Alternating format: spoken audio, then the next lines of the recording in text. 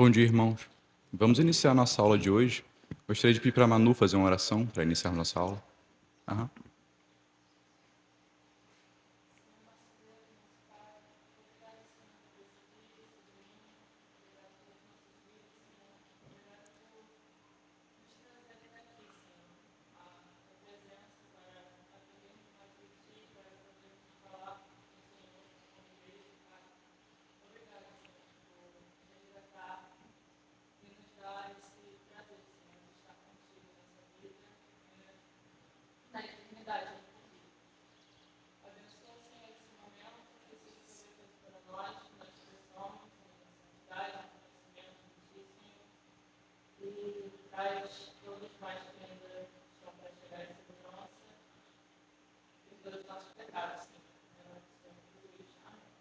Amém. Irmãos, ao longo dos últimos 2 domingos, nós temos estudado o atributo da justiça de Deus. E na primeira aula nós estudamos o atributo em si, e na semana passada nós adentramos ao atributo da a justificação pela fé, que ela é uma decorrência desse atributo. Nós vimos que a justificação, esse termo justificação no mundo antigo, ele era utilizado para se referir ao ato de declarar alguém justo, ou seja, inocentar alguém diante de um tribunal ou de um juiz. Então, quando a Bíblia vai usar o termo justificação, ela está atribuindo no relacionamento entre Deus e os seres humanos, partindo do pressuposto que os seres humanos estão em uma situação de culpa com Deus, porque eles continuamente descumprem as leis divinas. E esse descumprimento da lei divina é aquilo que a Bíblia vai chamar de pecado. Então, por exemplo, a questão 24 do Catecismo Maior de Westminster questiona: o que é o pecado? E a resposta é: pecado é qualquer falta de conformidade com a lei de Deus ou a transgressão de qualquer lei dada por ele como regra à criatura racional. Então, o pecado é o descumprimento da lei divina. Todos os seres humanos continuamente descumprem essa lei e estão, portanto, em uma situação de culpa diante de Deus. Atrelado ao atributo da santidade, nós vimos que Deus não pode simplesmente perdoar pecados, porque Deus sempre age de acordo com o seu caráter santo. Então, a sua santidade e a sua justiça exige a punição do pecado, exige a morte do pecador, ou pelo menos de um substituto desse pecador. Então, no Antigo Testamento, a morte dos israelitas era evitada por meio de um substituto, que era um animal que era sacrificado no lugar do pecador. Nós vimos também que havia um dia específico no ano, chamado Dia da Expiação, que ocorria uma vez por ano e que consistia num sacrifício pelos pecados de todo o povo. Todo o povo de Israel tinha seus pecados perdoados nesse dia específico, que era chamado Dia da Expiação. Até hoje é o dia mais importante para os judeus. Então, o que acontecia nesse dia? Eu estou recapitulando para nós darmos continuidade ainda na justificação pela fé. Então, o que acontecia no Dia da Expiação? 2 bodes eram trazidos, e o primeiro bode, ele carregava os pecados do povo e era mandado para o deserto para morrer sozinho. Por isso que ele era chamado de bode expiatório, era o bode que carregava os pecados alheios.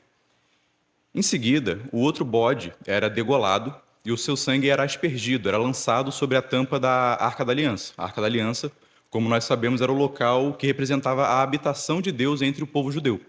E a tampa da arca era chamada de propiciatório. Então, uma vez sacrificado o animal, o seu sangue era lançado sobre aquela arca, como um simbolismo de que a morte do bode aplacava a ira de Deus, apaziguava a ira de Deus.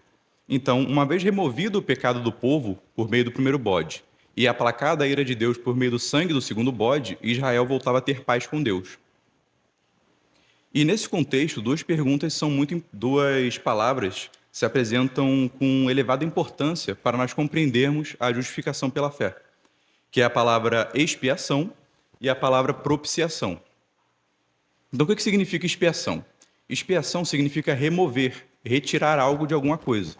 E na Bíblia, a expiação consiste na remoção dos pecados. E isso ocorria, no caso do Antigo Testamento, por meio do primeiro bode. O primeiro bode ele recebia os pecados do povo e era mandado para o deserto para morrer sozinho. Por isso que ele era chamado de bode expiatório.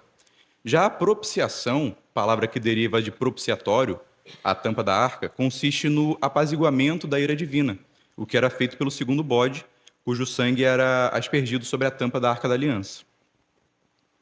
Só que Hebreus, o autor de Hebreus, vai nos falar que esses sacrifícios do Antigo Testamento, o dia da expiação e os sacrifícios diários, eles eram apenas sombras ou ecos de uma realidade futura, que nós sabemos hoje que é a realidade que Jesus traz à tona.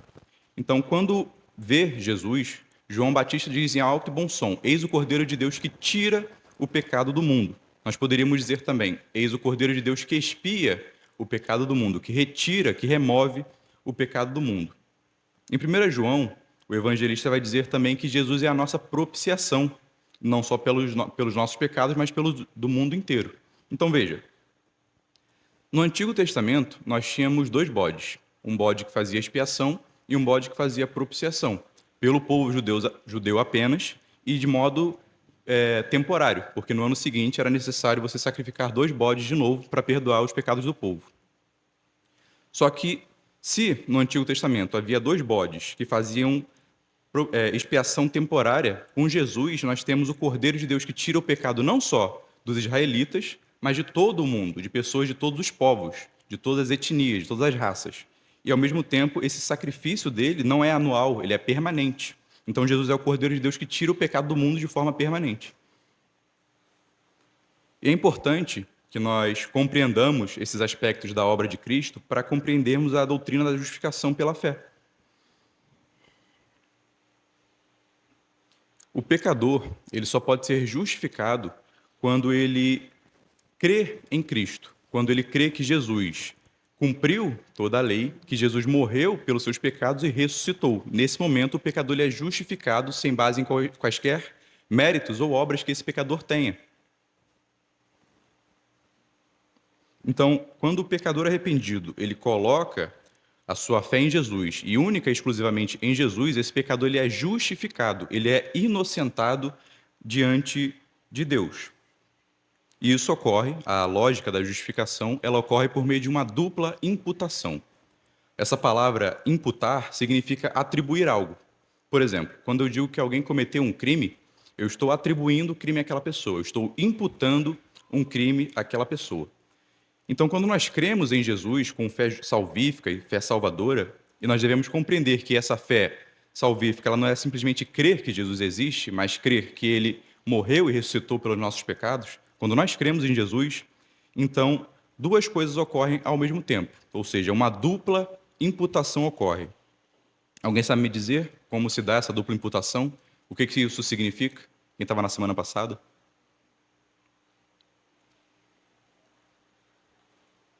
Vou fazer igual tudo e vou sentar, hein?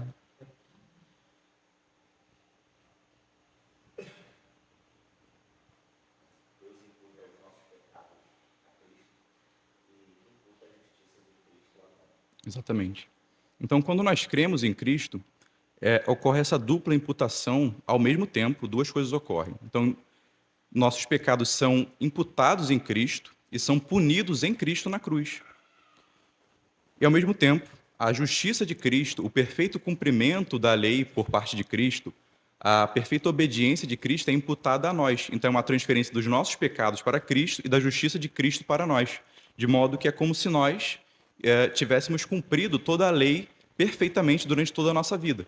Só que vejam, nós somos salvos por obras, mas não pelas nossas obras, mas pelas obras de Cristo, pela obediência perfeita de Cristo. E isso ocorre quando nós cremos nele. A sua justiça nos é dada e os nossos pecados são a ele imputados. Então, percebam, a justificação, ela traz a resposta para o questionamento. Se Deus não pode simplesmente perdoar pecados e ele tem que punir o pecador, como nós ainda estamos vivos? Como nós ainda estamos de pé aqui? Isso ocorre por meio do sacrifício de Jesus. A cruz, ela é a resposta para isso, porque Deus puniu o pecado, só que não em nós, em um substituto. Lembram que eu disse no início que o pecado exige a morte do pecador ou de um substituto? No Antigo Testamento isso era feito por meio de dois bodes. Mas no Novo Testamento isso foi feito por Jesus. Então todo aquele que crê em Jesus tem seus pecados imputados a ele e os nossos pecados são punidos nele. De modo que Paulo diz, agora já não há condenação para quem está em Cristo Jesus. Cristo sofreu a condenação que nós deveríamos sofrer. Então Deus não deixou o pecado impune. Ele puniu o pecado em alguém. Só que não em nós, mas em Cristo, que é o nosso substituto. Então, o Evangelho, ele é uma boa nova justamente porque Deus, que tinha que punir o pecado, não o fez em nós, mas o fez em um substituto. E a boa nova é que nós podemos crer que alguém nos substituiu na nossa morte, morte que nós somos merecedores. De modo que Paulo diz o seguinte: vejam, se o Pai puniu o pecado do ser humano, dos eleitos, em Jesus, e ao mesmo tempo ele perdoou esses seres humanos, ele é justo e justificador. Ele é justo porque ele não deixou o pecado impune, e ao mesmo tempo ele é justificador porque ele pode inocentar pessoas, não com base em quaisquer méritos delas, mas com base na justiça de Cristo imputada a essas pessoas. Então, nós podemos dar um exemplo prático de como se daria isso. Então, imaginem que, é um exemplo bem conhecido, imaginem que uma jovem ou um jovem esteja dirigindo em alta velocidade, e ele seja parado pela polícia, seja levado ao tribunal. Chegando lá, o juiz pergunta se aquele jovem ele estava em alta velocidade, e o jovem responde que sim, então ele é culpado, ele descumpriu a lei de trânsito. E o juiz fixa uma pena de R$ 1.000 ou 10 dias de detenção. Só que, no momento em que o julgamento está ocorrendo, o juiz tira a sua toga, aquela roupa preta grande que ele usa, aquela capa, ele se coloca do lado do jovem e paga os R$ 1.000 que o jovem não poderia pagar. E o que explica isso? O juiz era o pai daquele jovem. Se o juiz não tivesse fixado uma pena, não tivesse sancionado aquele jovem, ele seria um juiz injusto, porque ele descumpriu a lei. Só que vejam o que ele fez. Ele aplicou a pena, ele aplicou a punição e, ao mesmo tempo, ele mesmo providenciou a forma de satisfazer aquela punição. Então, isso ocorre também com o nosso relacionamento com Deus. Deus tem que punir o pecado e ele o fez, mas em outra pessoa. Ele mesmo providenciou o cordeiro que expiaria os nossos pecados, que tomaria sobre si os nossos pecados e nos daria a sua justiça.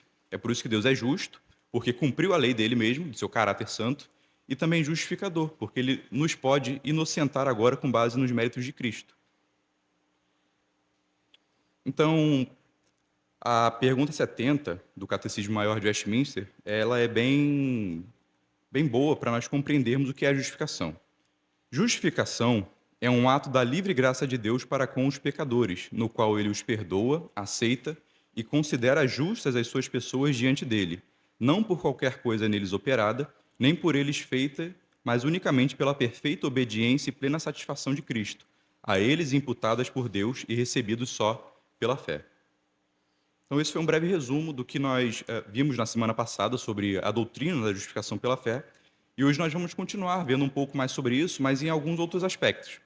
Existem alguns aspectos da justificação pela fé que são importantes de serem conhecidos, não só para nós compreendermos como nós somos salvos, mas também para comunicar a outros. Quando uma pessoa pergunta para você, como é que eu faço para ser salvo? Você tem que saber isso, você tem que ter isso na ponta da língua, você tem que ter isso no seu sangue.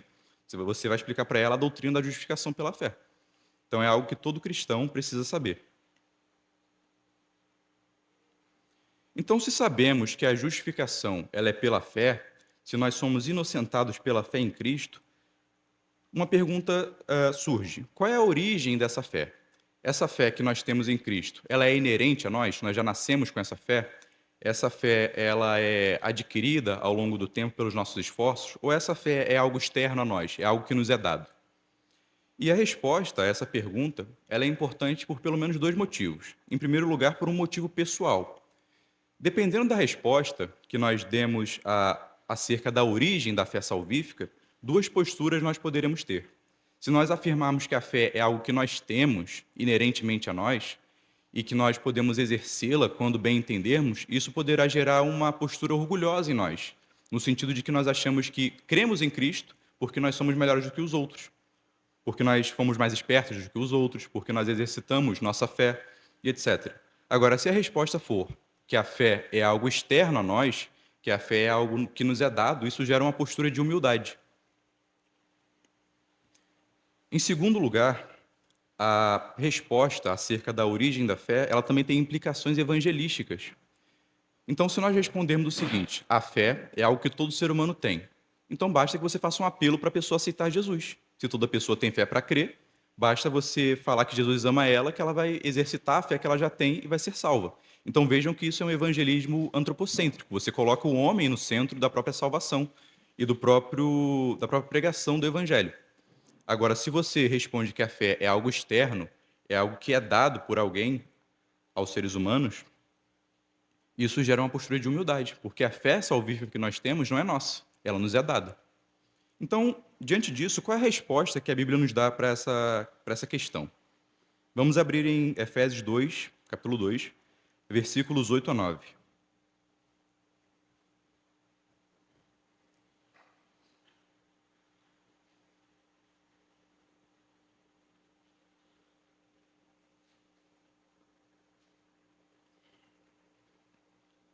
Efésios, capítulo 2, versículos 8 a 9.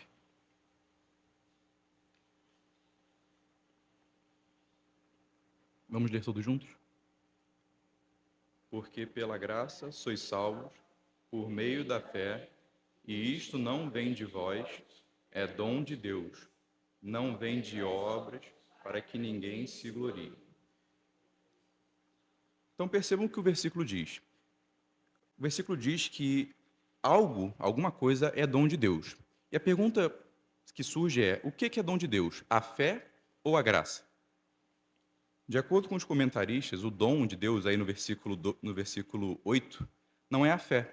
Por quê? Porque na língua original, a palavra dom de Deus é uma palavra neutra, ao passo que a palavra fé é uma palavra no feminino. Então, o dom de Deus não se refere à fé unicamente. Então, o que a maioria dos comentaristas sustenta? O dom de Deus ao qual Paulo se refere é tudo o que vem anteriormente. Então, o que é dom de Deus? A graça, a salvação e a fé. Tudo isso é dom de Deus. E o que é um dom de Deus? Na língua original, dom equivalia a um presente. É um presente que você dá para alguém. Então, o apóstolo Paulo fala, a fé ela é algo exterior ao ser humano. Não é algo que ele nasce tendo, mas é algo que ele recebe do próprio Deus como um presente. É um dom da graça de Deus.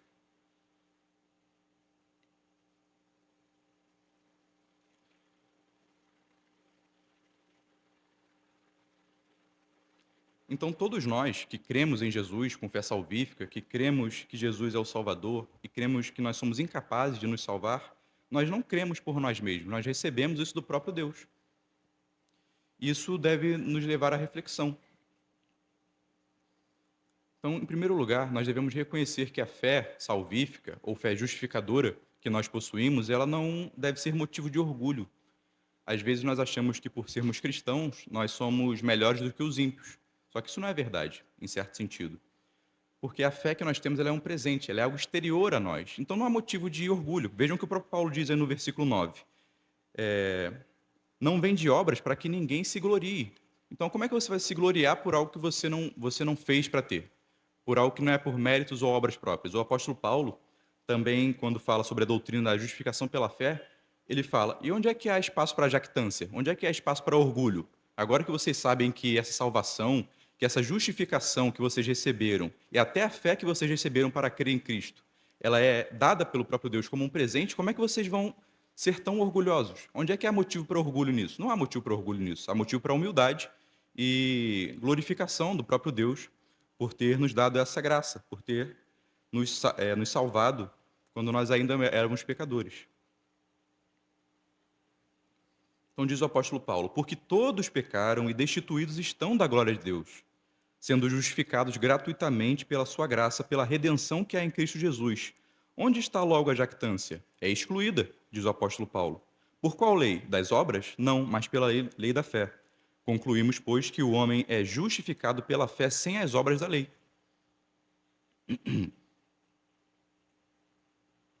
Então, diante do reconhecimento dessa fé que nos é externa, nós devemos ser humildes, irmãos. Nós devemos nos ajoelhar diante de Deus e glorificar a Deus pela graça, por termos sido eleitos, não por base em qualquer mérito que nós tivemos, que nós temos, mas sim porque Deus nos amou antes de nós crermos sequer que Ele podia nos salvar. Então, isso é uma implicação pessoal do reconhecimento da origem da fé. A fé ela é um dom de Deus e, no âmbito pessoal, ela deve gerar humildade nos nossos corações. Agora, quanto às implicações na evangelização, o reconhecimento da fé como um dom dado por Deus nos leva a crer, nos leva a compreender que a conversão daquele que nos ouve, daqueles que ouvem o Evangelho, não depende, em última instância, da nossa boa oratória, ou da nossa boa teologia, ou dos nossos bons argumentos filosóficos, porque só vai crer quem Deus der fé para crer. Então você não pode achar, nós não podemos achar que quando vamos evangelizar uma pessoa, necessariamente aquela pessoa vai se converter. Isso depende de uma obra do Espírito Santo, vivificando aquela pessoa e dando a ela fé para crer.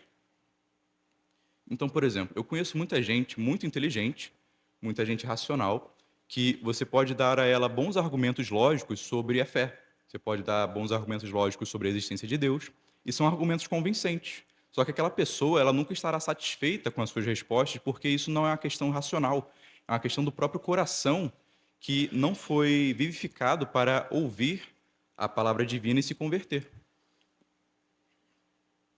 Então, a pregação do evangelho, ela é para todo ser humano, mas ela só será eficaz para alguns. Só será eficaz para aqueles nos quais o Espírito Santo atuar para abrir os seus corações para o evangelho. Então, isso significa que esse é um erro das seitas, porque as seitas elas pregam que apenas hipercalvinismo, por exemplo, de que você não precisa pregar, já que as pessoas, os eleitos já estão eleitos, você não precisa pregar para eles, porque de alguma forma Deus vai trazê-los.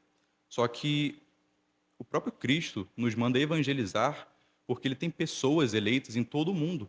E esses eleitos ouvirão a palavra divina e se converterão. Eles crerão em Jesus porque eles receberão essa fé salvífica. Mas isso não implica que não devamos pregar, não devamos evangelizar as pessoas. Nós não sabemos quem vai ser salvo. E também é um outro erro da igreja hoje você afirmar o seguinte, num culto, por exemplo: Jesus te ama, vem aceitar Jesus. Nós não sabemos quem Jesus ama ou quem Jesus não ama. Nós sabemos que nós devemos pregar o evangelho a toda criatura. Agora, os eleitos de Deus, só ele sabe, e eles serão chamados por meio da pregação do evangelho que será eficaz para eles. Então é um erro você falar que Jesus te ama ou que Jesus está te chamando. Você não pode afirmar isso. Isso é algo que está oculto para a nossa mentalidade humana. Então a evangelização deve ser pregação do evangelho, pregação da obra de Cristo, o que ele fez, a pregação de que nós somos pecadores, culpados diante de Deus e que nós precisamos de um Salvador. E essa questão de que as pessoas estão em uma situação de morte espiritual, de que aquelas pessoas não podem naturalmente ter fé para crer em Cristo, ela fica evidente tanto no Antigo quanto no Novo Testamento, por meio de uma linguagem que os teólogos vão chamar de linguagem da disfunção dos órgãos sensoriais. Então, por exemplo, todos nós já lemos nos Salmos algo assim: quem tem ouvidos para ouvir, não tem ouvidos para ouvir, não tem olhos para ver, não tem coração para sentir. Isso é a linguagem da disfunção dos órgãos sensoriais. Isso é uma metáfora para se referir ao fato de que essas pessoas, elas estão cegas e surdas para a voz de Deus. E é curioso que o próprio Jesus utilize essa linguagem. Vamos abrir aí em Marcos capítulo 4, dos versículos 9 a 12.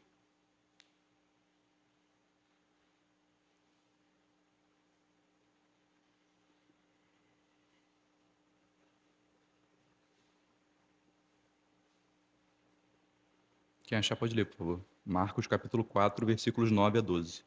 E disse-lhes: quem tem ouvidos para ouvir, ouça. E todos se achando só, os que estavam junto dele, com os 12, interrogaram acerca da parábola. E ele disse-lhes: a vós vos é dado saber os mistérios do reino de Deus, mas aos que estão de fora, todas estas coisas se dizem por parábolas, para que vendo, vejam, e não percebam, e ouvindo, ouçam, e não entendam, para que não se convertam e sejam perdoados os pecados. Então vejam que Jesus está empregando essa linguagem da disfunção dos órgãos sensoriais, tendo olhos, mas não vendo, tendo ouvidos, mas não ouvindo. E por que Jesus fazia isso? Às vezes a gente lê os evangelhos e pensa: como é que aquelas pessoas não compreendiam essas parábolas de Jesus, que são coisas tão simples de você compreender? A gente lê a parábola, a gente sabe que está se referindo ali aos fariseus, aos judeus e aos gentios em algumas situações, está se referindo ao reino, ou às vezes a parábola se refere ao próprio Cristo, mas a gente fica meio sem entender por que os mestres da lei e muitos judeus daqueles dias não compreendiam as parábolas de Jesus. Eles não compreendiam justamente porque eles estavam cegos e surdos para a voz de Deus. E vejam, essa cegueira e essa surdez, ela não é algo à parte de Deus. Na realidade, essa cegueira, essa surdez vem do próprio Deus. Era o próprio Deus quem cegava e deixava aquelas pessoas surdas para não ouvirem a sua voz. Mas aos apóstolos, Jesus fala: a vocês é dado conhecer os mistérios do reino de Deus. Vocês têm ouvidos para ouvir e olhos para ver, porque eu quis. Então percebam que a proclamação do evangelho, ela se dará para todos, mas só alguns terão ouvidos para ouvir e olhos para ver. Então, recapitulando essa parte, a fé, ela é um dom de Deus, ela é algo que Deus nos dá gratuitamente, nós não nascemos com fé salvífica, e Deus dá essa fé àqueles que Ele elegeu antes da fundação do mundo. E esses que têm fé, exercerão essa fé em Jesus Cristo e serão salvos. Esse é um primeiro ponto. Um segundo ponto que nós devemos ainda destacar na questão da justificação é a questão de se ela é temporária ou permanente. Quer falar? Você tem conhecimento falta da fé. É importante a gente lembrar, a Assembleia Vestimenta, inclusive, discute muito isso, que nós não é a fé que nos justifica, nós somos justificados pela fé, mas a fé é só um instrumento de apropriação da justiça de Cristo. Mas não é a fé que nos justifica, quem nos justifica é Cristo, é a obra de Cristo. Sim. Porque se nós fôssemos justificados pela fé, no sentido de ser a fé que nos justifica, também seria por obra. Então, esse sacrifício que você citou, o Antigo Testamento, o sacrifício da expiação da fé, através do óleo, Cristo tomou o lugar desse símbolo, dessa figura do Antigo Testamento. Então, é Cristo que ele justifica, não é a fé. Nós somos justificados pela obra de Cristo, mediante a fé, nos apropriando da obra de Cristo, mas a justificação é pelo sangue de Cristo, não é pela fé. Não é a fé que nos justifica diretamente. Sim. É bom você ter mencionado, eu esqueci dessa parte. Falar que a fé é a boca, né? Uma coisa de apropriação, né? Se a ele é verdade, Jesus é que nos salva, né? Como ele falou, ele usar essa analogia da boca. Se apropriar daquilo. O Henrique lembrou bem. E justamente isso, a fé, por si só, o fato de nós termos fé não nos salva. A fé ela é um instrumento, de fato, e nós podemos usar a linguagem lógica. A fé é um instrumento, mas o objeto é Cristo, ou seja, é Cristo quem nos salva, e a fé em Cristo é o que nos salva. Então, o simples fato de termos fé não é o que nos salva, ela é um instrumento, como bem destacado pelo Henrique. A justificação, como você disse, não é uma sentença de inocência, é uma sentença de culpa, porém, é o pagamento daquilo que foi estabelecido como pena, né? É o pagamento da penalidade. Não, você não é considerado inocente. Então, desse modo, você não pode substituir a tua culpa pela fé. A troca não é assim, olha, quando eu devo, eu fiz. Aí eu tomo a minha fé no lugar da minha culpa. Não vai seria justificado pela fé em si, mas não. Toma a obra de Cristo aqui no lugar da minha culpa. A substituição é da obra de Cristo. Sim. E isso se dá mediante a fé. Então, me aproprio dessa justificação pela fé, mas a troca do pagamento pela minha culpa é a obra de Cristo. Sim. Então, a justificação não é concessão de perdão, mas de pagamento da... Ela implica... E ao mesmo tempo, alguém teve que ser condenado por isso, que é o próprio Cristo. Então, a culpa ela não foi perdoada simplesmente. O pecado ele foi punido.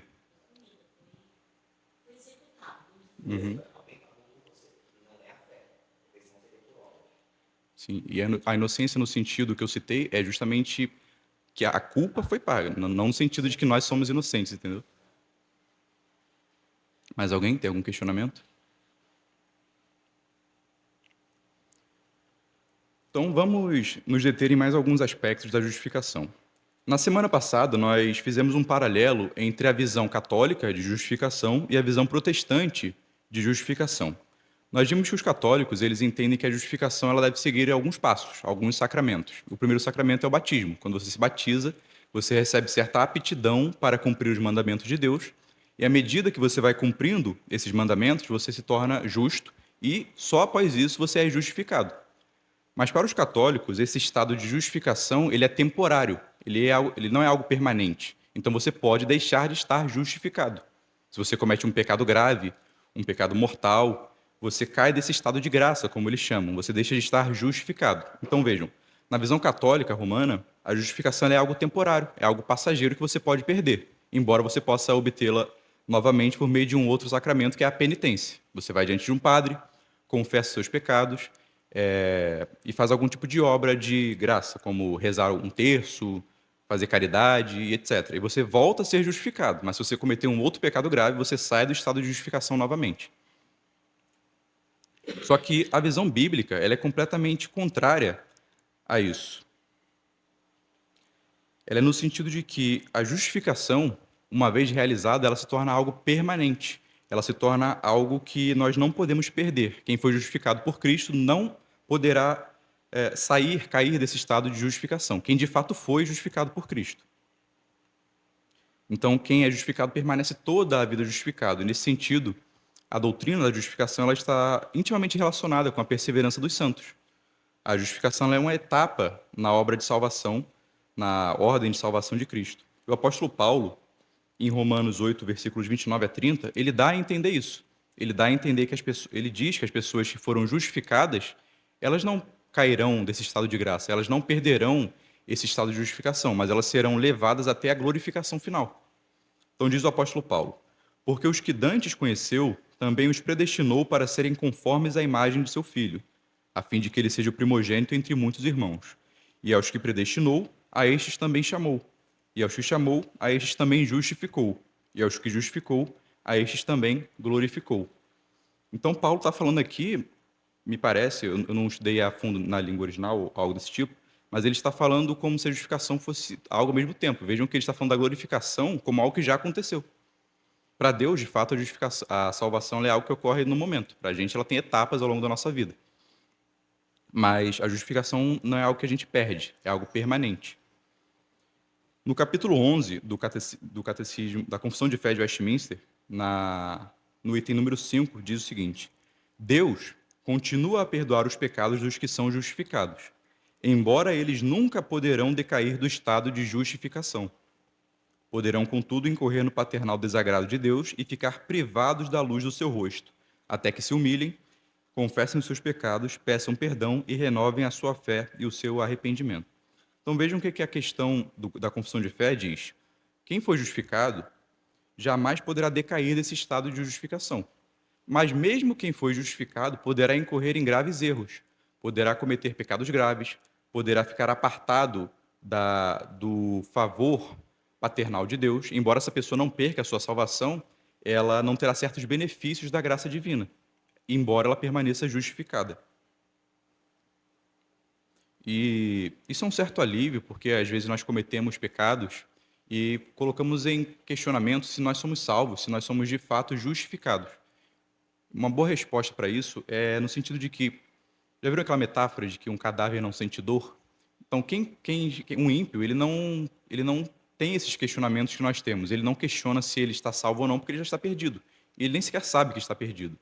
Mas se de fato nós reconhecemos que nós pecamos e realmente duvidamos em alguns momentos da nossa própria justificação, isso talvez seja um forte sinal de que nós somos justificados, que nós fomos vivificados por Cristo, que nós reconhecemos o nosso pecado e precisamos nos arrepender dele.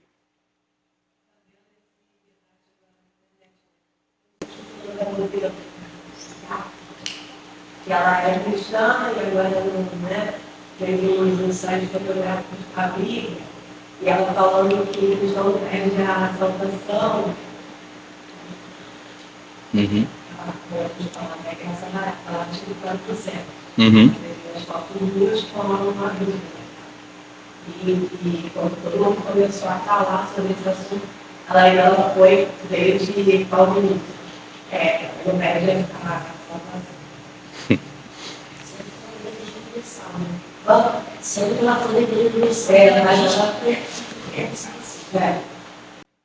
Ela achou uma corrente teológica, perverteu a corrente teológica, porque no primeiro momento todo mundo que entra no calvinismo chega a pensar isso, né? Que os calvinistas dizem que você não perde a salvação, então você pode fazer tudo.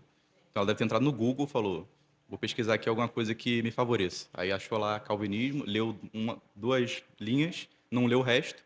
Aí falou: não perco a salvação não importa o que eu faça.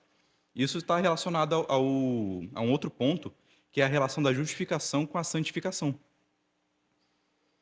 A justificação e a santificação são dois momentos distintos da obra salvífica de Cristo, mas elas possuem diferenças fundamentais entre si. Justificação e santificação, portanto, não são a mesma coisa. Como nós vimos, a justificação ela é um ato legal de Deus, é uma declaração que Deus faz no sentido de perdoar os nossos pecados, de nos livrar da condenação por meio da condenação de Cristo. Portanto, ela é um ato legal. Mas vejam, a justificação, por ser um ato legal, ela não tem o condão de mudar o nosso interior. Ela é algo externo. Então, por exemplo, imaginem que um homem ele gosta de furtar. Ele não furta só para ter dinheiro, ele furta porque ele tem o prazer naquela adrenalina de furto. E digamos que no país desse homem, o furto ele é punido com a pena de morte. Então esse homem, certo dia, foi furtar alguma coisa, foi pego pela polícia e foi preso e será condenado à pena de morte. Só que no último momento, quando ele já estava no paredão para ser morto, o juiz afirma que ele foi inocentado, digamos assim. Ele foi inocentado e, portanto, ele não vai mais cumprir aquela condenação, não vai ser mais condenado. Só que vejam, ele sai do presídio e volta a cometer furtos. Então, o que eu quero dizer com isso? Embora esse homem tenha sido justificado no sentido de não ter que cumprir a punição da lei, o interior desse homem não foi mudado. Ele ainda continua tendo esse desejo por furto, essa vontade de furtar. Então, nós podemos aplicar isso na justificação no seguinte sentido. A justificação ela é uma declaração de Deus. Deus é o juiz, nós somos os culpados, Cristo morre em nosso lugar, ele nos substitui e nos imputa a sua justiça. Nós somos considerados, então, justificados diante de Deus pelas obras de Cristo. Mas a justificação, por si só, não implica na mudança do nosso coração. Então, é perfeitamente possível que isso acontece, via de regra, que um novo convertido, por exemplo, que tinha vício em cigarro ou em bebida, ele seja salvo, mas ele ainda mantenha esses hábitos durante algum tempo. Ele seja um alcoólatra, ele mantém esses hábitos pecaminosos durante algum tempo, porque, embora justificado, isso não significa que o seu interior foi mudado. Essa mudança interior vai acontecer justamente pelo segundo aspecto da obra da salvação, que é a santificação. A santificação, ela consiste na conformação paulatina do ser humano à imagem de Cristo. Então, pouco a pouco, o ser humano ele vai sendo conformado, vai sendo feito mais e mais à imagem de Cristo. Ou seja, o seu próprio interior vai sendo mudado para se aperfeiçoar ao padrão das leis e dos mandamentos de Deus. Então, é aquela velha máxima que nós utilizamos, a justificação ela nos livra da culpa do pecado. Já a santificação nos livra do poder ou da influência do pecado na nossa vida.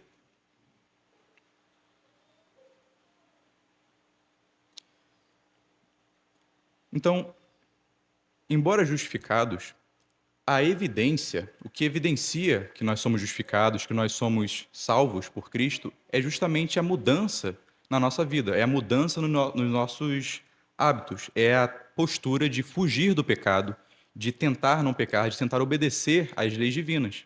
Então, na semana passada, a gente questionou muito sobre a relação entre justificação e pecado. E muitos de nós, como a Josane disse na semana passada, quando aprendemos a doutrina da justificação, nós pensamos, então isso é uma carta branca para eu pecar, para eu viver pecando, fazendo tudo o que eu quero? Só que isso não é verdade. Quando nós lemos a Bíblia, nós vemos que a evidência, o que demonstra que nós fomos justificados, é a mudança no nosso comportamento. O apóstolo Paulo, por exemplo, na carta aos Romanos, logo no comecinho, especialmente no capítulo 3, ele vai falar sobre essa doutrina da justificação. Ele fala, o homem é justificado pela fé, sem obras, etc. Só que Paulo, se a maioria de nós já leu as cartas dele, ele usa sempre um interlocutor imaginário. Ele sempre está conversando com alguém nas suas cartas, alguém imaginário que faz perguntas a ele. Isso é um instrumento linguístico que ele utilizava para ensinar doutrinas. E no capítulo, depois de expor a doutrina da justificação pela fé no capítulo 3, Paulo imagina que alguém vai fazer alguma questão para ele, alguma pergunta para ele. E qual é a pergunta que ele imagina que as pessoas fariam? Ora, se nós fomos justificados, se nós já fomos salvos gratuitamente pela graça de Cristo, isso significa que nós podemos viver em pecado? E aí que entra o capítulo 6. Vamos abrir em Romanos, capítulo 6, versículos 1 a 4.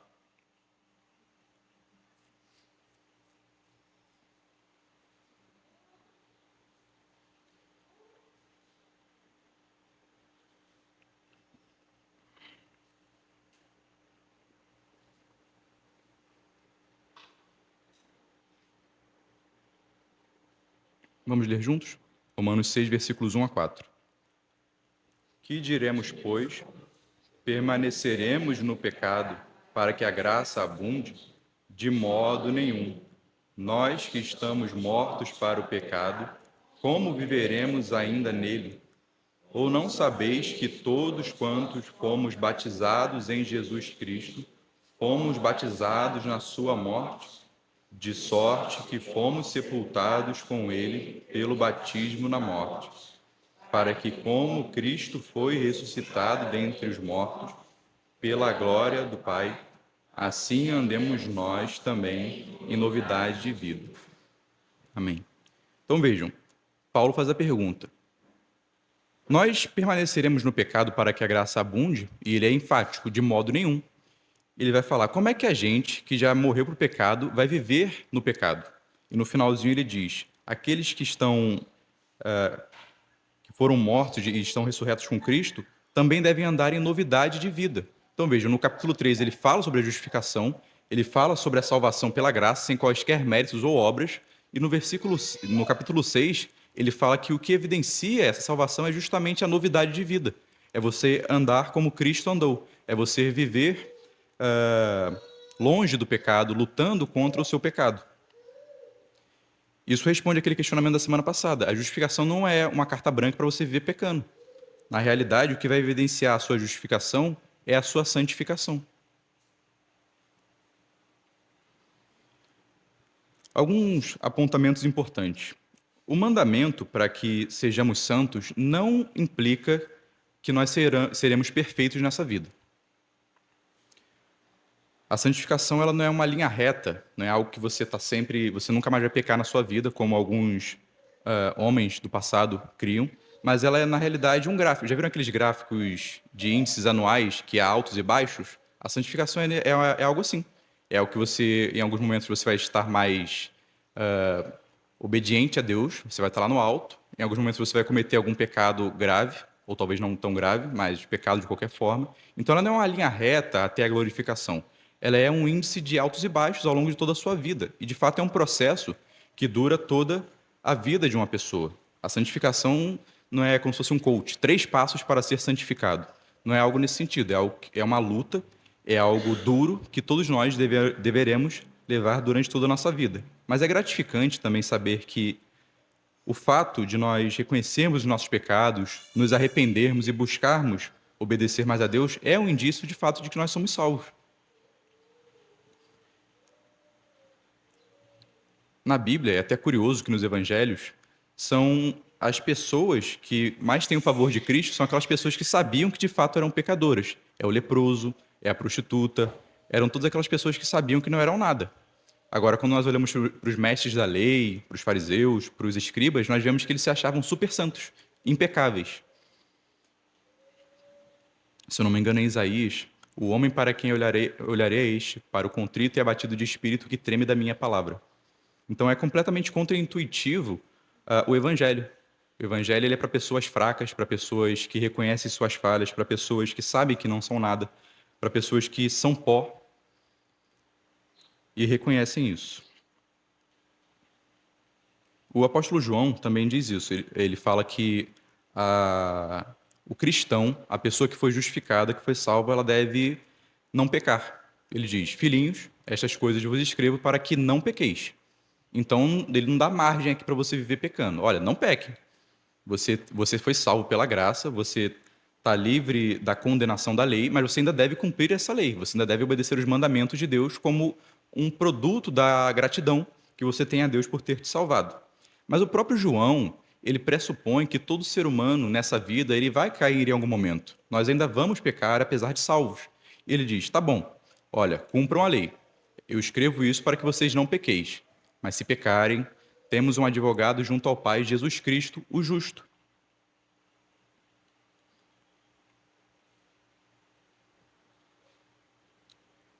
Ainda na questão da santificação, que é uma parte da obra da salvação, temos que ela é algo que, diferente da justificação, exige uma certa postura ativa nossa. A justificação, ela é pela fé, e essa fé é um dom de Deus, e ela implica apenas na fé em Cristo, na obra de Cristo. Já a santificação, ela é algo que vai exigir um esforço nosso. E Paulo, em Filipenses, vai falar um pouco sobre isso. Filipenses, capítulo 2, versículos 12 a 13. De sorte que, meus amados, assim como sempre obedecestes, não só na minha presença, mas muito mais agora na minha ausência, assim também operai a vossa salvação com temor e tremor, porque Deus é o que opera em vós tanto o querer como o efetuar segundo a sua boa vontade. Então vejam o que o apóstolo Paulo está dizendo. Operai a vossa salvação. Nós não devemos conceber que essa palavra, essa frase, operai a vossa salvação, significa lutar para obter salvação. Não é isso que está em tela aqui. Paulo não está falando para você labutar, para você praticar boas obras para ser salvo. Salvação é aqui no sentido de você desenvolver a salvação que você já recebeu. É você aperfeiçoar a salvação. Ou podemos dizer, santifiquem-se, esforcem-se para ser santos. Então vejam, essa ordem que o apóstolo Paulo dá, ela não é dada a incrédulos, ela não é dada a pessoas ímpias, ela é dada a cristãos. Ela é dada a pessoas que já foram salvas. E ele diz, operai, esforçai-vos para desenvolver a vossa salvação. E essa palavra operai, ela é uma palavra grega que se referia ao trabalho do dia a dia. Era o trabalho do operário, era o trabalho do trabalhador rural. E quando você não trabalha um dia, ninguém trabalha um dia, você trabalha 5 dias na semana, 6 dias na semana. E é algo diário. Então Paulo fala, olha, a vossa salvação, a vossa santificação é algo que deve ser trabalhado todo dia. Todo dia você deve tentar utilizar-se dos meios disponíveis para se santificar. Não é uma faculdade, não é algo facultativo que você, hoje eu quero me santificar, amanhã eu não quero. É uma imposição que vai evidenciar justamente a nossa justificação. Eu vejo também como se nós ficássemos inconformados, se não alcançarmos aquilo que nós deveríamos ser. Porque pode acontecer que muitas vezes a gente, o nosso padrão é olhar para o outro, mas fulano, ele é tão crente, né? Eu nunca consegui ser assim. Né? Nós temos, a gente, em vez de olhar para Cristo, né, tentar ser um Cristo, a gente sempre se espelha um pouco no outro, né? Nossa, cada irmão, crente, né? Com aquele irmão mais santo, né? Na realidade, nós devemos estar conformados. Não nos conformar, para mim não tem jeito, não tem mais jeito mesmo, eu sou o pecador dele, não, ao contrário, nós devemos estar sempre inconformados, né? Porque não se conformar que eu sou fiel à leitura da palavra, que eu falo demais, e nós devemos nos autoconhecer e, né, reconhecer os nossos pecados e sermos inconformados com isso. Né? Sim, é isso que o apóstolo Paulo está falando. Ele fala, é como se ele dissesse, olha, sabe aquele trabalhador rural que está todo dia lá lavrando a terra, aquela terra dura, debaixo do sol? A santificação é algo assim, operar é a vossa salvação, trabalhar diariamente pela sua salvação. Não é algo fácil, obviamente, trabalhar no mundo antigo, por exemplo, trabalhar na terra não era algo fácil. Então, ele não engana ninguém aqui. Ele fala, operar essa salvação, santifique-se, isso não é algo fácil, mas vejam o que ele diz no final do versículo. Operai a vossa salvação com temor e tremor, porque Deus é o que opera em vós tanto o querer como o efetuar, segundo a sua boa vontade. Então, ao mesmo tempo que o apóstolo fala que nós devemos operar essa salvação, que é algo que exige uma postura ativa nossa, ele também fala que o próprio ato de querer se santificar e de conseguir se santificar vem do próprio Deus. Mas isso não anula a nossa responsabilidade na santificação. Então, de alguma maneira, nós somos responsáveis por nos santificarmos, mas a própria vontade, a disposição para nos santificarmos vem do próprio Deus.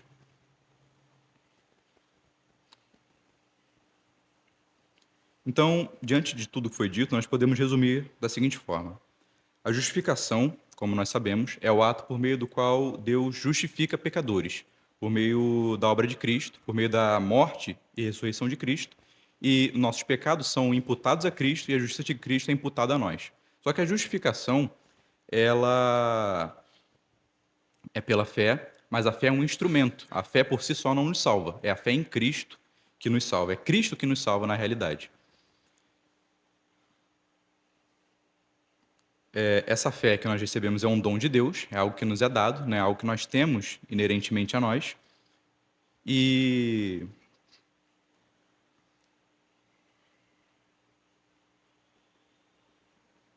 a justificação também é permanente. Nós não deixaremos de estar justificados. Nós não caímos do estado de justificação se de fato nós fomos justificados. Nesse sentido, ela está relacionada à perseverança dos santos. Você foi justificado, você será santificado e você será glorificado um dia. Então, podemos definir da seguinte forma: a justificação, nós somos livrados da culpa do pecado, da condenação. Na santificação, nós somos livrados do poder e das influências do pecado pouco a pouco, embora não totalmente nessa vida.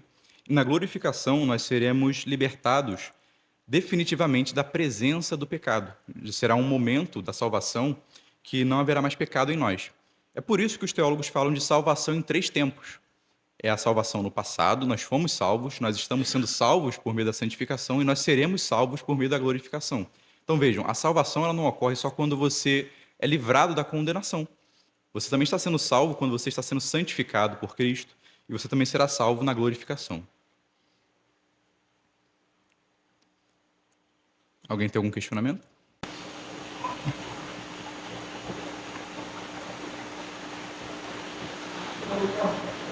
Só uma crença, também com relação à identificação, uma coisa que difere a nossa visão dos católicos é que eles acreditam na identificação adquirida, que seria, de certa forma, um processo. Seria equivalente à nossa identificação. Também nós acreditamos que é um processo. Porém, a nossa identificação, segundo a nossa visão, seria uma algo permanente. Uma coisa também, com relação à doutrina da identificação, algo que também vai diferenciar a doutrina da identificação da doutrina da propiciação, é que a identificação engloba também a obediência de Cristo.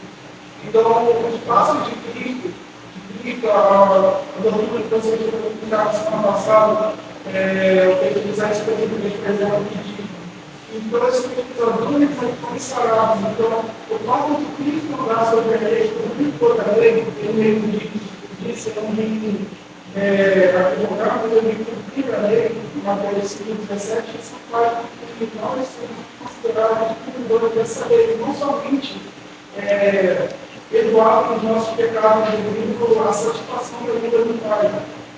Então, mais uma crença de lei, estava do lado da identificação. E também com relação à santificação, eu acho que você falou muito bem. Outro texto que eu posso acrescentar para falar tanto dessa visão objetiva quanto objetiva seria o texto de 1 Coríntios 15, versículo 10, onde o apóstolo Paulo disse o seguinte: mas pela graça de Deus sou o que sou, e a sua graça para comigo não foi vã. Antes, trabalhei muito mais do que todos eles, todavia, não eu, mas a graça de Deus que está comigo. Então, você vê que o apóstolo Paulo, ao mesmo tempo que ele disse que trabalhou mais do que os outros apóstolos, ele afirmou, todavia, não eu, mas a graça de Deus que está comigo. Perfeito. Obrigado. Mais alguém? Vamos orar então, irmão.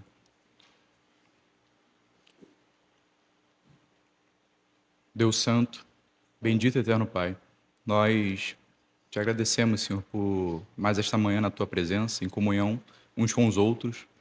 Queremos, Senhor, te glorificar pela Tua imensa misericórdia e bondade para conosco, pela Tua graça, Senhor, pelo sacrifício na cruz e pelo fato de Cristo nos ter salvo por Sua vida, cumprindo a lei, e por Sua morte, sendo condenado pelos nossos pecados.